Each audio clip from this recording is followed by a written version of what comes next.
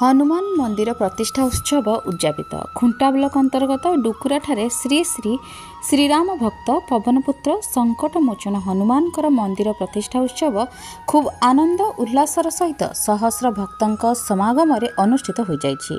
उक्त उत्सव गत 7/3/2025 तारिख वैदिक रीतिनीति अनुसार श्री श्री हनुमान काया शुद्धि अंकुरारोपण एवं कुंड मंडलकरण आदि पूजा अर्चना आरंभ होता।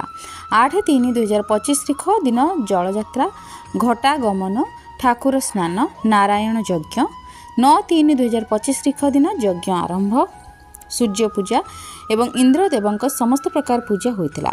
10/3/2025 तारिख मंदिर प्रतिष्ठा ठाकुर सिंहासन विजे अभिषेक सुंदर कांड श्री श्री राम यज्ञ अनुष्ठित होई 11 तारिख श्री श्री हनुमान यज्ञ हनुमान चालीसा एवं मंदिर उत्सर्ग आदि पूजा अर्चना अनुष्ठित होई अपराह्न प्रसाद सेवन सह उद्यापित हो जाइछि।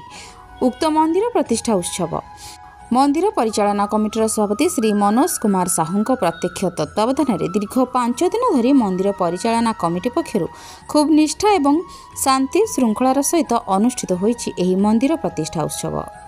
खुंटारू निरंजन महांती रिपोर्ट, जन अधिकार लाइव।